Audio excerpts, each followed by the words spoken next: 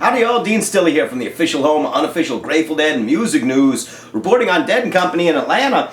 I want to give a big shout out to Carol Kinney. Carol Kinney sent me this amazing old school die. Absolutely love it. You can find her on High Hopes Dies and Gifts. Carol and Joe, love you forever. Great one. Brian Levine with the Grateful Dead Boston Mass hat there. Boston Garden 91. If we're talking about musical history, you can listen to the whole fall tour in 91. It's outstanding, all of it. Just really, 91 was a great year. Hornsby comes on there in September of 90. He really reignited things. I'm always trying to make a case for 91. For me, one of the last great years the Grateful Dead had as a band. There was just a slew of good shows. Night Out at the Movies going to help me make the case for that when you get Giant Stadium 91. Anyway, we're here in Atlanta. Atlanta never disappoints. Another piece of musical history. If you follow me, you've heard it before, probably already visited the show. To me, Garcia's last great moment on stage, it might have been that due from opening night in 95. He gets a case of the Doesn't Matters at the end of that. Unbelievable. Out right there up close. He had stepped away like he was done with them, and from a distance screams, "It doesn't matter." You'll know which one it is when you hear it. That one can get the tears rolling every single time. That's a good one. That piece is exceptional. So anyway, love Atlanta. Lived there for a decade. Atlanta never disappoints. Always get great shows there. Spring 90, listen to that whole cluster of shows. Outstanding. We get the party started with Scarlet. This is good signs of things to come. When you get things started with Scarlet, well, we're not wasting any time getting this party started. Stream showing people dancing out there. People dancing like they're having seizures. This is really a competition to who can freak out the best. And there's a lot of candidates in there for the gold medal. So they show some folks season out there on Scarlet. Scarlet kind of just comes to an end. You get just like a Swiss watch from Weir. He'd been getting away with that one for a long time. We all like hearing it. That's right up there with Take a Step Back, I guess. Music Never Stopped is next. Not a huge fan of breaking up the classics. I know what you'll say about Boston Garden 91 helped slip fire. And that's true. That was good. Probably more of a surprise than good, but that was a special night. Listen to opening night in Boston. Story behind that for another time. Music Never Stopped. Really, that one, I don't think it was lacking pace or power. I think it just seemed like they were going to be playing pretty good for a while. You get Alabama Getaways next out of that. It's brief, that one gets away quick. Big River next. I think Big River was great. For me, now you get West LA. I'm sure a lot of people were probably happy to hear that. To me, that song is just it's dead. There's just nothing to it. It seems to me like Loose Lucy and West LA, they've fallen victim to the opioid epidemic.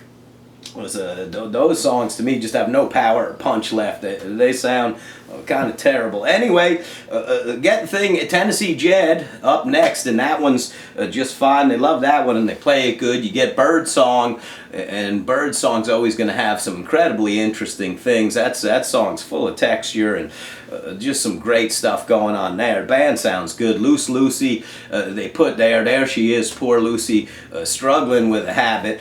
She's limping through that. The Birdsong sandwich, they close that one out. That's just fine. That's a good time. First set ends. It's a long one. You get a lot of tunes there. I don't know, what'd you get, 10 tunes or so? I didn't count them. It just seems like there was a bunch of them. Excuse me. We get on, listen, intermission, everybody gives everybody uncomfortably wet hugs, sweaty wet hugs happen at intermission, and I'd say that was probably the best one ever. It's fucking bozos. We get started with the second set. Now listen, Loose Lucy, the poor thing, has fallen prey to the opioid epidemic, and I'm starting to wonder if Weir has fallen prey to the steroid epidemic. Weir's out there, guns a-blazing, wondering if he's doing the steroids. By fall tour, we might have fucking Schwarzenegger Weir up there. Who knows? John, he wants in on the action, so Mayer comes out. He got the muscle shirt on, and it's cute. He comes out. Those arms, they look like a Bob Weir starter kit. is what they look like. A 71-year-old wins the showdown, the gun show at the OK Corrals, won by Weir. Good on you, Bob. That was fantastic. The other one gets things kicked off. We're not going to waste any time having a party here in the second set. Jams and that furious, really spinning people's heads left and right. That one was moving around just right. Franklin's comes out of there. That's a surprise. You get Franklin's Tower. You know, not crazy about breaking up the classics, but you could throw Franklin's anywhere, and that's going to be a good time. Crazy Fingers is up next, and you know, during I gotta be honest with Crazy Fingers, the music was fine. I think Weir's terrible on the song. I get it. Your favorite thing that happened last night was West LA and Crazy Fingers, and I'm fucking happy for you. I hope you don't have a dope problem. Anyway, Crazy Fingers goes into Terrapin. Terrapin, great. I always love hearing that. That one's all about the journey. Some rise, some fall. But you're all there at Terrapin. The jam that came out of it was great. They finish up the other one there. I thought that was outstanding. That was a good segment for me. That segment probably the high point of the night for me. Drums. Might have been my favorite drums of this tour so far. It looked like Mickey in the beginning, he's trying to play with his beam. There's no sound coming from it, so he moves over to, you know, the acoustic drums, and him and O'Teal bonded heavily. As this might have been my favorite drums of the tour. They were killing it. It's just really, really strong stuff and sounds coming out of that. You get Mickey gets back to the beam. It gets fixed while he's over there having fun with O'Teal, and the beam segment was great. Got us all in proper alignment. That one has got our molecules vibrating at the proper frequency, I'm certain. Space, spend some time noodling around in space. You get Althea out of space. That's a shocker. No one saw that coming. I don't really think Althea out of space, but as always, great job by Mayer on Althea. Might not have been the roaster that we got the last time. I mean, the one at City was that one was one for the ages. This Althea was a good one, though. You get Standing on the Moon after that. Standing on the Moon, if you ask me, I typically like it. I don't think I loved Weir on that at all last night. The end of it was great. I think the end saved the beginning and the middle. Wasn't crazy about Weir on that one at all, but the ending was strong. John killed it.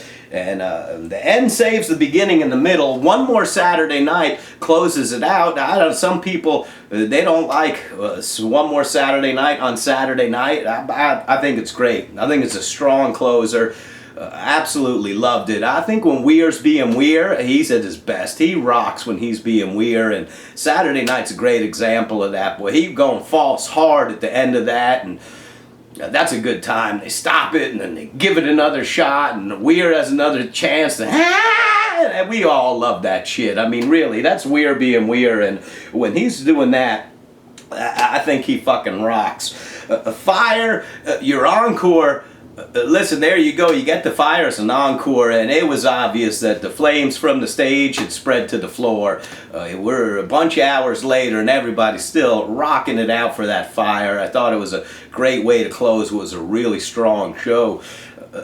Listen, this thing's almost over. We only got a few left. The band moves to Dallas, and before you know it, the finale's in Boulder. This went quick, boy. I got that like pre-tour ending kind of depression starting. It's just too close to the end. Listen, we'll get the announcement of fall tour. Everybody will be happy. We won't have to go too long without some more Dead & Company, so I'm happy about that. We'll catch you all after Dallas on Tuesday. If you're traveling, safe travels. Otherwise, love you forever. Keep us in your thoughts and prayers. A lot of services and memorial stuff happening today in the community, so keep the family in your thoughts and in your prayers, and we appreciate it. I love you forever. We'll talk to you after Dallas.